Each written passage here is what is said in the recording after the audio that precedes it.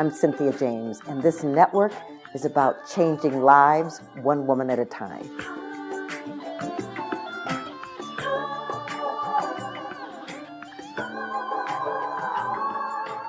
Hello and welcome to Women Awakening. I am your host, Cynthia James. I'm so honored that I get to bring to you extraordinary women that are inspiring to me, that are change makers and are making a difference on this planet because of their passions and how they've stepped into their own power and their own greatness. We come every week, and you can get us wherever you can get podcasts, Spotify and iTunes, iHeart, Amazon, YouTube. Just subscribe and come back and meet these wonderful women. I am very excited to introduce you today to a woman I happened to hear speak at a conference, and I was so blown away that it was one of those life-changing moments. Her name is Esther Gokhale, and she's been involved in integrative therapies her entire life. And as a young girl, growing up in India, she helped her mother, who was a nurse, treat abandoned babies waiting to be adopted. This interest in healing led her to study biochemistry at Harvard and Princeton, and later acupuncture at the San Francisco School of Oriental Medicine. Then after she was experiencing a crippling back pain during her first pregnancy and unsuccessful back surgery, she began her lifelong crusade to vanquish back pain. Her studies at the Aplomb Institute in Paris and years of research in Brazil, India, Portugal, and elsewhere led her to develop the Gokhale Method, a unique systematic approach to help people find their bodies and way back to pain-free living. She's also the author of 8 Steps to Pain-Free Back, and it's sold over 300,000 copies and has been translated into 10 languages.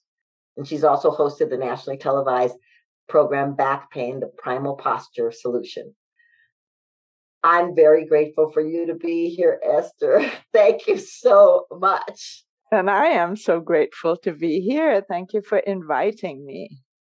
Well, I really want to talk about this because your talk was so inspirational to me that it instantly said, oh, I need that method. And so I immediately signed up and started doing this method. So we will talk more about that. But can we talk a little bit more about your childhood, your mother a nurse and you helping in India? I mean, were you the only child? Were there other children? How did you grow up? I was the oldest of 4 children. And my mother was really, really keen on immersing us in the local culture. When other people were choosing to learn French, she had us choose Marathi, the local language. When other people were learning ballet, I was sent to learn Bharatanatyam, the South Indian dance form. We went to yoga camp. We ate the way poor people ate because my mom noticed that poor people had these amazing teeth and facial structure. So she combed Bombay for red rice and, millet to make millet parathas and all kinds of. She was very alert to the bounty that was around. Our sweeper woman would sweep on her haunches. And my mom, having grown up in a cold country, Holland, couldn't do that. And she couldn't do the yoga poses and so on. So she was very keen that she bequeathed us with better ways of being in our body. And so she folded me as a baby this way and that, maybe a little over enthusiastically. Moms do their best. They have perfect intentions, but not always the knowledge and skills. So it could have been that I was trained to be a little too flexible in some directions, and that might have contributed to my early back problems. Yeah, and so taking care of the babies, you just really wanted to do that? I mean, it was a calling for you?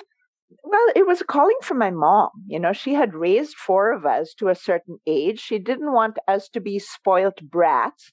She wanted us exposed to the more difficult sides of life. So she, since she had nursing training, brought these babies into the household one after the other while their papers were getting arranged for adoption. It was usually a 6 to 12-month process. So the family would, all of us kids would tote the babies around and feed the babies. And, we all got, like, I remember one baby had scabies. The whole family got scabies. It's quite a scene. And, all those babies slept on her chest and in her bed and got the best massage. And, she wanted us to participate in the care, which we were, of course, delighted to do. These were such cute babies. And, but she was the primary person taking care of them. It was her project, and we all benefited. And then I left home when I was 15 to come to the US for studies and so on. So I didn't see the whole trajectory. But, those babies have grown up. They're in different parts of the world, and we keep in touch with some of them still. So that's incredible. Well, I did. One of the messages I got from that whole project was that TLC does a lot of good. It's amazing how far that can go. And also unusual techniques, because she was experimenting with all kinds of food approaches and yoga approaches and massage approaches, and those worked really well. So I did have it planted in my head that simple on the ground techniques can do a lot of good. Yes. Well, and I really want to talk about the Gokhale Method because it's astounding. And I really, you shared in your talk about that there were people on the planet who had this amazing posture. Yeah. And I want to talk about how you discovered this information and how you discovered the J-back, which I'm going to ask you to demonstrate in a little bit. It's fine, sure. So, first, full disclosure, it's not all my work. I'm building on the shoulders of giants. There are people who have observed people in other cultures. Alexander did some of that. Feldenkrais did some of that. My teacher, Noel Perez, did a lot of that, and I owe a lot to her. She was very intuitive, and she was an early student of Iyengar, who was another incredibly intuitive person who had the opportunity to teach Westerners at the same time as he was steeped in the local culture and his own body as a textbook for amazing posture. So from him through Noel to myself, lots of snippets of wisdom got pulled together. And then the problem that I think I have solved pretty well is how do you get from here to there efficiently, wherever you are as a modern Westerner to where you need to go? How do you get there without event, without spasms and flare-ups? And how do you make that happen efficiently? Because changing the way you sit, sleep, stand, bend, walk, move, lift, it's non-trivial, right? To change the way you live 24/7. So how do you make that happen? What are the little pieces and in what order? And what channels do you use? Visual channels, kinesthetic, hands-on, technological channels, intellectual channel, like just so many ontological, like, how am I supposed to be? That's compelling for some people. Artistic, you see all this old art and it lifts you, it buoys you. So that's what we've done rather well. Over the years, we've gathered more and more techniques, like how do you follow up? Once you get the idea, and it's not such a difficult idea to get. Once you see a picture of these Ubang tribesmen or Greek statues and someone's guiding you on what the characteristics are, it's like, oh yeah, that's obvious. They look good. How can we get there? Yeah. So it was astounding to me that how many of us in our culture have sway backs and back issues. And So can you talk to us about what is a J back? Yeah, totally. I can. So I think the easiest way for me to show that, may I share screen? Yes, sure. So let me do that because I need screen sharing abilities. There we go. And here are the Ubang tribesmen. Mm-hmm. And there's no denying that they have beautiful posture. Their behinds are behind, their shoulder blades are back, and they have what I call J spine, which is that there's a hook very low down in the spine, and then above it's rather straight. Mm-hmm. So that's what I call J spine. And it's what we used to have when we were little. You know, if you look at little kids and you look at Greek statues, this is the same shape that you observe. Let me just share a couple more slides to make it clear as day that we all start out with this, and I call it J because like a calligraphy J. Mm-hmm. So the behind's behind.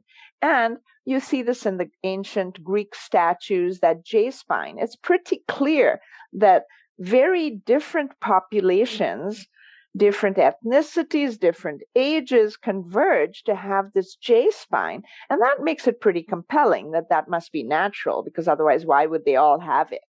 But there's also other evidence. There's radiographic evidence showing that people who have a J spine tend to not have back problems. And people who have what you find in the modern anatomy books, which is an S-shaped spine, they're the ones who have back pain.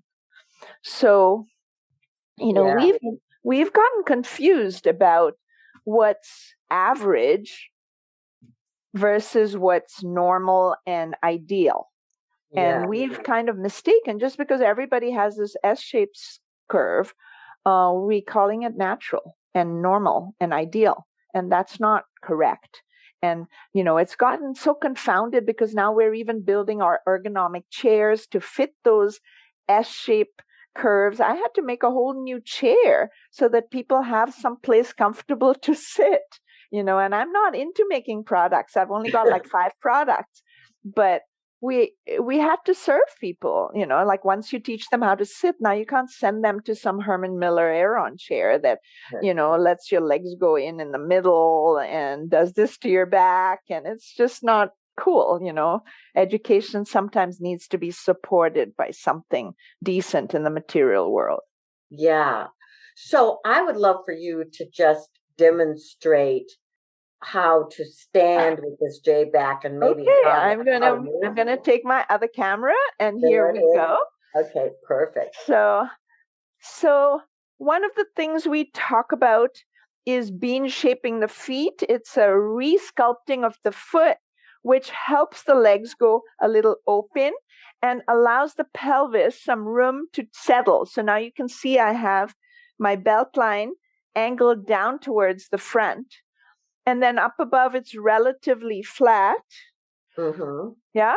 And if I roll open my shoulders, elongate my neck, I have a J spine. And this is a really good basis from which to walk and lift. This is normal. Whereas what I used to have was an S-shaped spine. I used to be much more like this, you know, the sit up straight, stand up straight that I took to heart or to body. And I used to arch a lot. I also was a gymnast, and I used to go ta-da, you know how every gymnastics routine ends with ta-da, and to the detriment of all those female gymnasts. It's only in female gymnastics, strangely. So yeah, that's what I had. I was also a yoga model in Bombay, and I used to be particularly backbendy, all from the wrong place. But people don't make those distinctions, you know. I was a cute teenager. People would clap and sign up for the Swami's yoga classes and not notice that I was not backbending well, actually. Yeah, well, this is so important, you know. It was interesting because when I signed up, I was like, I don't even know what I'm signing up for, but I want to look like her. And and then when we took the pictures, and I could see how, you know, my back was a little slumped over, and I was like, oh, no. I do not want to leave the planet looking like that. And so I guess I just, why do you, because you have people that sign up for a series of classes, and why is that? It human learning happens best when you break it down into little tiny bite-sized pieces. So our classes are 13 minutes long when they're done online. And then you get to practice that one thing, kind of marinate in it, and then you work on that, then you're ready for the next thing. So you can build on the previous things. And then that long chain of little tiny nuggets adds up to a change in your entire way of being in the world. So, people use the word life-changing for our course. More than half the students will use that word spontaneously. Yeah. It's cool. Well, I'm a testimonial. I mean, because when the pictures came back, I was like, oh no, because I thought I was so great posture, right? And to be in the classes, and those little 13-minute sessions are so powerful, because you don't get wiped out, you don't feel overwhelmed, you really feel, oh, I can practice this. I can practice this. And so it's been, yeah, life-changing is, because I'm aware now when I'm slouching, or when I'm arching my back and I'm not taking care of myself. And so, people who have chronic back pain, what's the one thing you want them to know about the possibilities? That it is highly likely, like more than 95% certain, that you can change it. You can improve yourself, like radically. That's the most important thing. Just because a dozen approaches have failed to relieve you of your back pain, you've tried this, you've tried that, most things don't work very well, is not a reason to not try the next thing that actually sounds, that your discernment vets, that it sounds like this might be something there. You must try. Don't give up. That's the most important. Oh, everybody, I hope you're listening, because there's so many people, in the world, but in the United States in particular, who've got back issues. And we just settle. Yes. Because we didn't know there was an alternative. We didn't know Esther existed. People are going to get to know about us because we have a randomized controlled trial starting within a month at Stanford. The principal investigator is Dr. Smook, Matt Smook. He is the chief of orthopedics at Stanford. He's also the president of the International Spine Physicians Association. So someone with really, really high cred, who has taken an interest in this approach that seems to actually work, and that has also a track record and has done research. We've done our own research on the changes in spine shape from when people have back problems to when they don't, when they start our course to when they finish. We're showing that we're actually changing their shape from S or C or melted into yourself I to J. Yeah. And we've published papers on that. So he's very intrigued, solving two major barriers in back pain research. The most important is that something actually works, but also that there's something objective happening that you can measure and point to that changes, that correlates with the improvements. It's so incredible. So tell us how we find you, and how we find your classes, and how we find your products. How do we find you? It's not the easiest. The last name, it's a very popular Indian name, so I can't mess with it. And it's Gokhale method.com. Gokhale is how it's pronounced, but it's not phonetic, right? Now, yes. If people forget, they can look up the posture guru, and they'll find me that way, because the New York Times called me the posture guru of Silicon Valley. So that makes it, then you will find your way to the website. So if all else fails, Esther Posture Guru will do it. But Gokhale Method, Gokhale method.com is our website where we have free workshops online, and we try our best to shepherd people in this healthy direction. Beautiful. Well, ladies, I hope you'll check it out. I'm telling you, it's been so wonderful for me. So I asked our guest the same last question. The show is called Woman Awakening. What do you think is the most important thing for women to awaken at this moment in time? I think women need to discover how strong they are, that they're already standing on the ground, so there's nowhere to fall. Mm-hmm. And then that gives you, and the posture work actually can give a glimpse of that, because you realize, oh, this is so nice. There's no place, this is a given. And it's already so good. Anything else that comes in life is going to be a plus. The education, the joy, the pleasure. There's no place to be afraid to fall. I think that's the most important thing, to realize that you are already taken care of. You are already steady, part of this incredible universe. And there's nothing else that you need, but you're open to the bounty that life provides.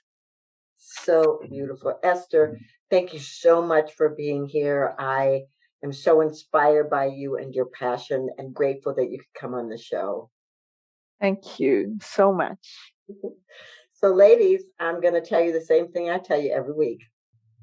You're an original. There's no one else like you on this planet. You're a masterpiece. You are extraordinary. You are here to fulfill a destiny no one else can fulfill. So therefore, own it. Step into it. Trust it. Walk your path. Step through your portals, and the universe will meet you. I'm so honored to be with you. I will see you next time. Much love.